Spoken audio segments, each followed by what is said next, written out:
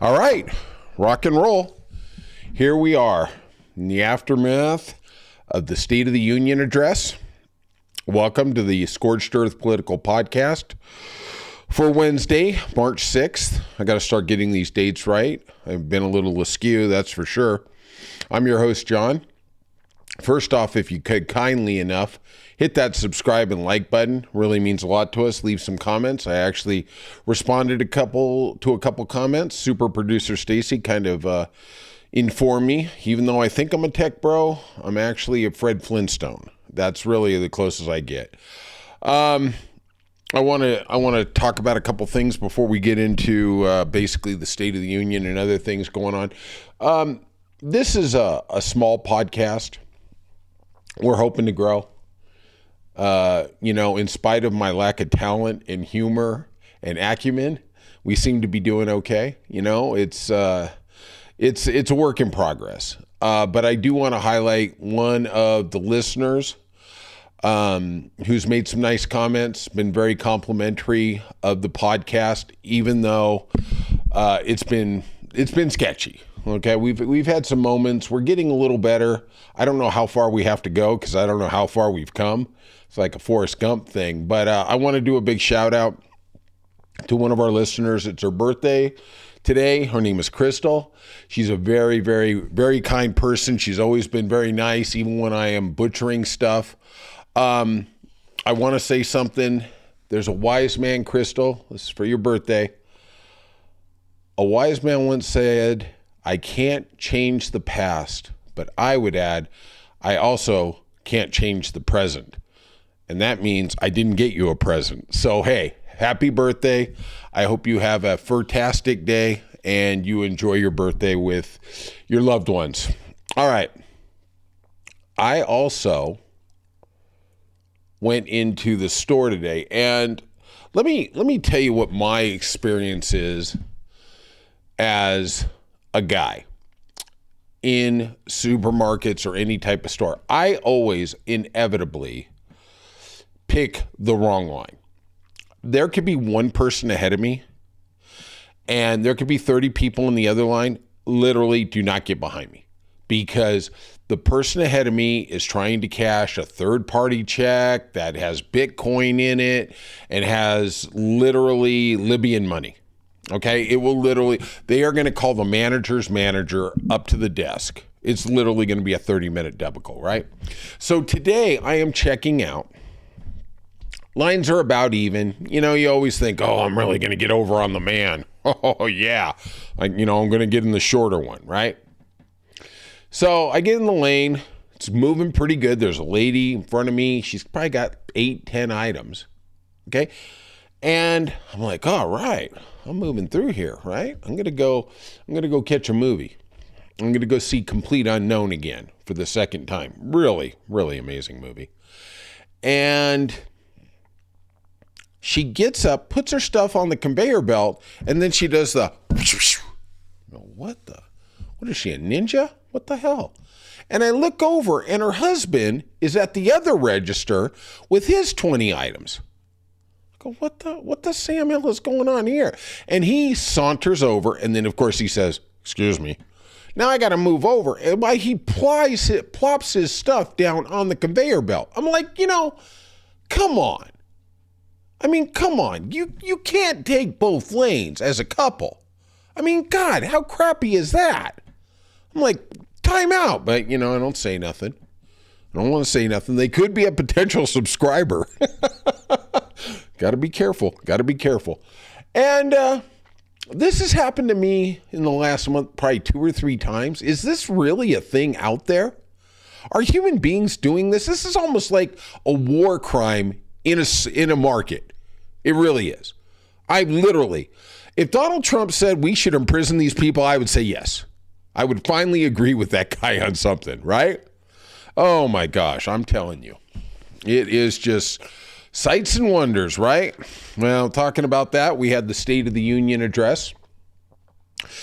Trump's fifth, his first in this second go-round. And,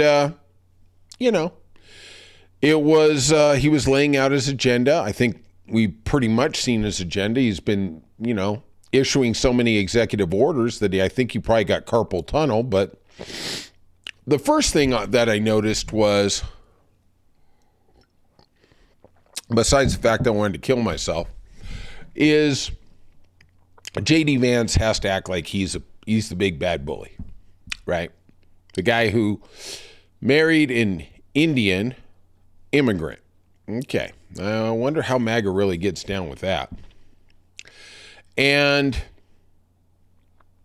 so Congressman Green was causing a little ruckus, just nothing. On a scale of 1 to 10, probably about a 2. But JD has to stand up. You could tell this is prompted. They got to throw him out. Sergeant of Arms, please remove the person. Mike Johnson instructs Sergeant of Arms. They remove him. Wow, here we go.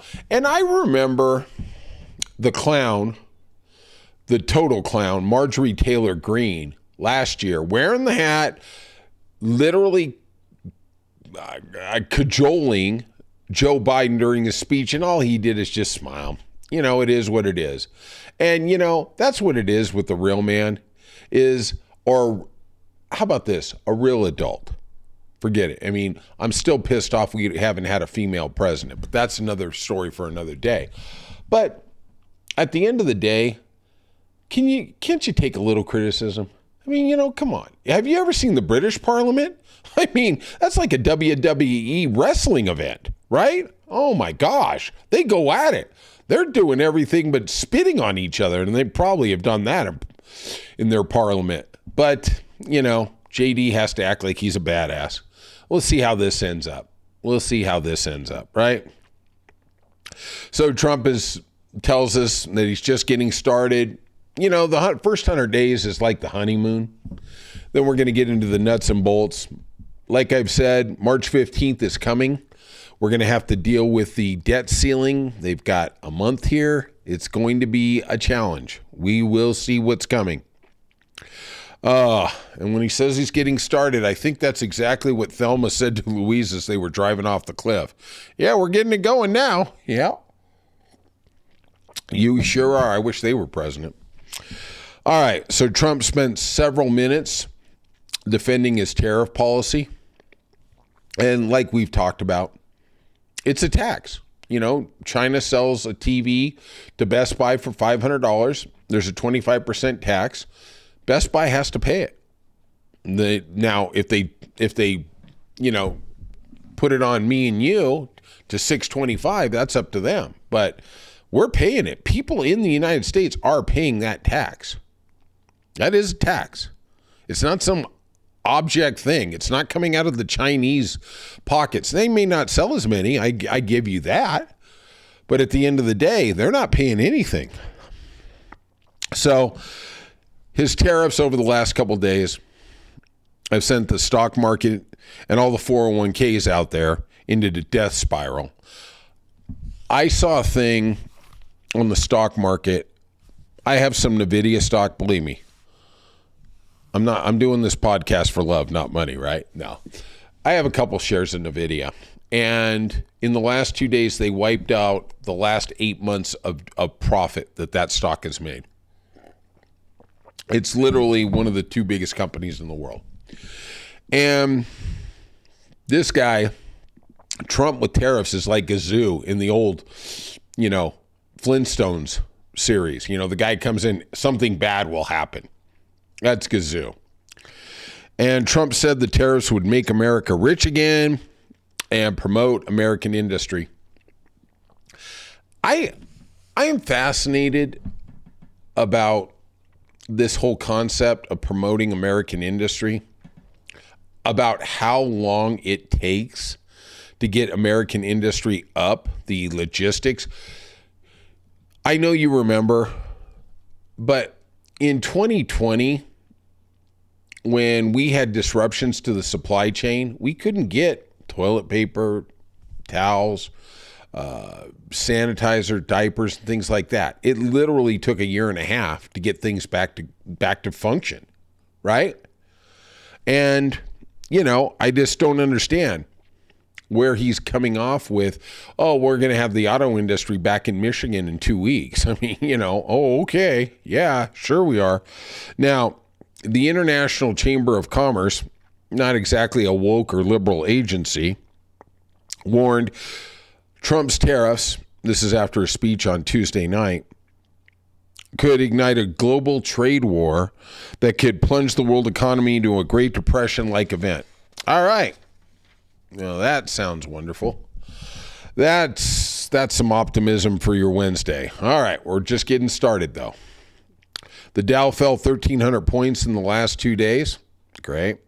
S&P 500, which is a cross index of the 500 biggest companies in America, dropped 4% last 2 days. That's a huge amount. 4% in 2 days. I mean, it is unbelievable. Biden left with the highest stock market Dow Jones average ever, right? Boy, didn't take long with the kid with crayons to ruin the painting, right? NASDAQ's down 7% in the last 2 days. Trump said there could be, quote unquote, a little disturbance in the economy. Yeah, kind of like Godzilla when he went to Tokyo. Yeah, a little disturbance, right. Trump said tariffs and DOGE savings will allow him to cut taxes. Yeah, for the rich. It sure in the hell ain't going to be for me and you. Our taxes are going to go up. We're going to get hit at the store. We're going to get hit everywhere. Yeah, sure. Then Trump said, boy, this guy had a lot of good ones. Joe Biden especially let the price of eggs get out of control, and that we are working to get it back down. Now, CBS is reporting egg prices are up 28% in the 6 weeks he's been in president. You know, at the end of the day, heavy lies the crown. You know, I remember the beef issue in 2022, not to remind everybody, but I'm going to be honest. I try to be as honest as I can. Beef prices spiked, and it was because in the pandemic, Trump did such a terrible job with it that workers had to be cut back on cattle farms. The cattle didn't weigh as much. The price of beef went up because there wasn't as much beef harvested, blah, blah, blah, blah, blah, blah, blah. At the end of the day, Trump caused that, and Biden had to take it on the head. Okay, just like the 9.1% inflation rate in 2022. That was the aftermath of the Trump inadequacy and stupidity in his dealing with the COVID thing, right? He also said prices would be down on day one. He said that for a year on the campaign trail. I must have missed the memo and what happened, right? Couldn't you executive order your way out of that? All right. He said we suffered the worst inflation in 48 years under Biden. Okay. The facts. Inflation hit 9.1% in 2022, the highest rate in 40 years. Okay, not good. I can argue it's an after effect of his COVID policies, but let's be real adults here. Okay, let's take it on the head. Okay, Biden wasn't perfect, though. I got to say he's getting better every damn day. I got to deal with this train wreck. In the aftermath of the pandemic and Russia's invasion of Ukraine, where we had to spend extraordinary amount of money in giving them aid and military aid. Now, I understand that the high prices are a big source of frustration. Okay, that's basically why Joe or Kamala didn't get elected, right? It was the economy. Like Clinton said, it's the economy, stupid, right? But listen to this. And this comes from the U.S. Labor and Commerce Departments, okay? I don't want to hear they're corrupted, blah, blah, blah. It's the same people doing the same thing. Of course, they've all been fired now, so maybe Trump's kid, Barron, is doing all the news statistics. I don't know. We'll find out.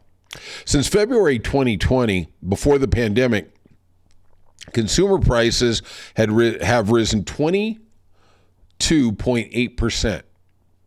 Okay? So now we are in March of 2025. We're basically looking at 5 years, right?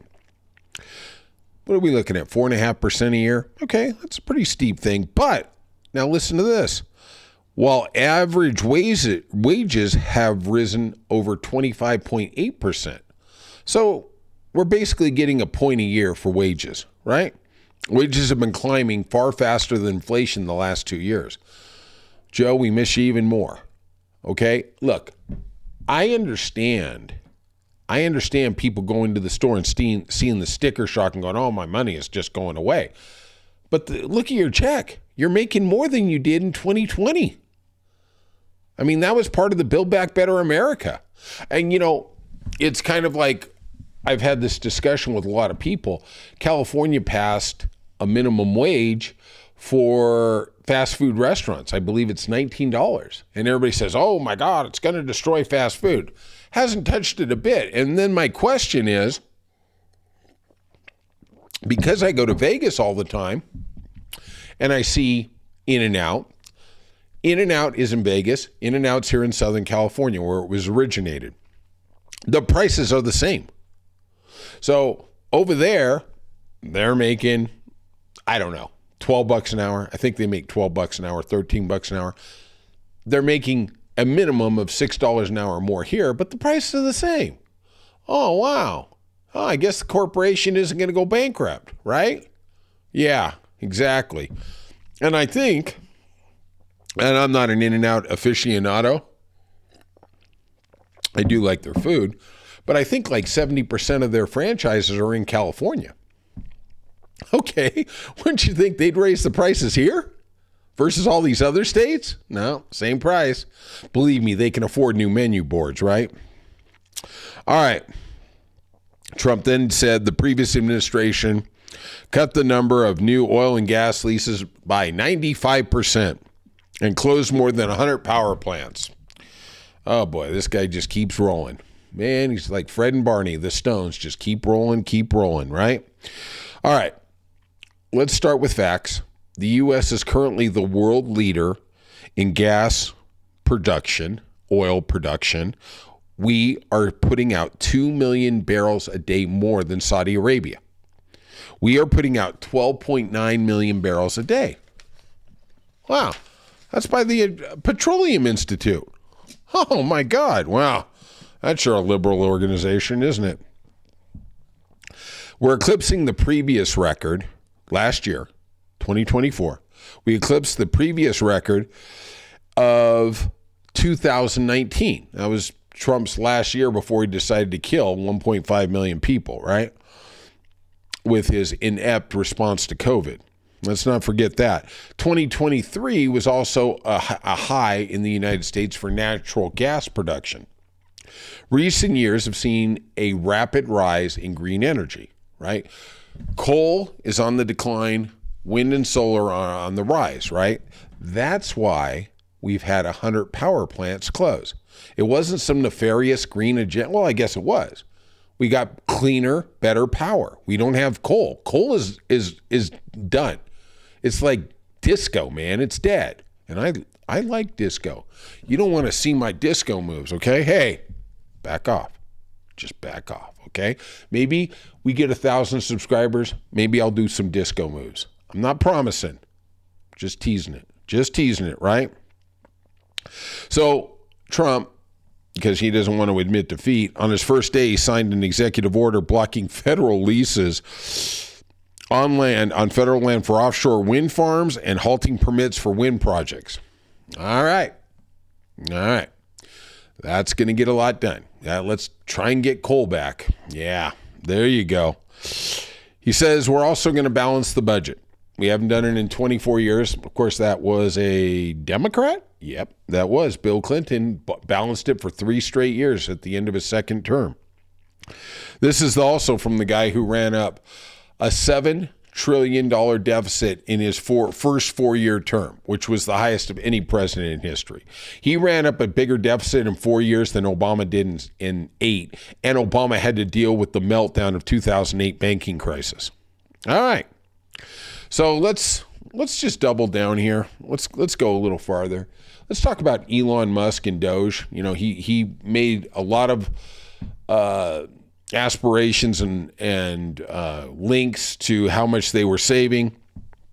Elon and DOGE, when they came in, promised $2 trillion in government savings. And here's where we are at today. Okay. At an October rally, Trump rally, Musk said, I think we can do at least $2 trillion, right? Musk then later slightly revised it He says if we can't get to $2 trillion, I think there's a strong chance we can at least achieve $1 trillion in spending cuts. Musk and his boy band of Nazis have spent the first few weeks waging war on the federal government. Yeah, no kidding. We see it every day, right? And they're waging their war on multiple levels, right? Firing federal workers, canceling contracts, stopping payments, eliminating federal agencies like USAID, right? And the number Musk floated was 20% of the savings, this 1 or 2 trillion. He said 20% of the savings he was going to refund. He wanted a refund, and Trump had his back on this one, to the American taxpayer. Okay, 20% to pay down the debt, 20% back. Well, where exactly are we at 6 weeks into this monster truck rally, right? DOGE claims $105 billion in savings. Now, Trump used a lot of these outlandish figures in his speech, but its actual wall of receipts on their website shows just $19.8 billion. Do you know, I heard a fact today. I'm going to have to research it because I'm so improvisational. I just come with this stuff. Hey, magic hands. That Musk and Tesla got $18 billion worth of subsidies last year from the federal government. And that he sells energy, he sells green credits to Ford and Chevy. That's interesting, right? So on March 2nd, DOGE posted its third self-audit in the form of its wall of receipts, showing it saved $105 billion, up from $65 billion last week, $55 billion the week before. Man, 2 weeks, he doubled it from 55 to 105. Wow, man. That little South African, Canadian, semi-American, all racist, all Nazi, man, he's going. God bless that guy, right? But unfortunately, it didn't actually compute the actual numbers, right? Yahoo News found that on the March 2nd page of the receipts, only $19.8 billion was itemized. Interesting. On February 18th, the New York Times discovered that DOGE's single biggest line item, a contract for immigration and customs enforcement, was inaccurately listed at, wait for this, $8 billion, when in reality, it was $8 million. Hey, it's just a zero. It's just a zero, man. Don't hate, okay? A B and an M. A B and an M, all right? Remember those B&M baked beans? Man, those things were good. Haven't had those in forever. On February 20th, the pesky Intercept News found that while DOGE was claiming to have canceled the huge $232 million contract, information tech contract, they had actually only nixed a $500,000 project. Yeah, $500,000 project that would let users mark their gender by simply an X instead of an M or an F. Okay, that's a lot of money. Okay, I'll give you that. Robert Reich posted yesterday, in the past week, DOGE has deleted 5 of the 7 largest savings that they have claimed credit for. Love Robert Reich. I love that guy. I wish he would have had Obama's ear a little more in 2008 and made the big banks pay. But, hey, what are you going to do, right? So it is kind of annoying for Elon not to just say stuff and then the press actually checks it. The bottom line is neither one of them really cares. They don't really look at it. They just throw stuff out there and see what sticks at the wall. All right. That's my wrap up of the State of the Union address. But you know what? Thanks for sharing this time with me. I'm sad we got to go, but you know what? We'll be back here tomorrow. I appreciate it. We're both fighting for democracy.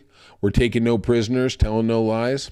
All right. Hit that like and subscribe button. Tell me what you think. Leave some comments. Tell me what you think about the State of the Union, and I will see you tomorrow.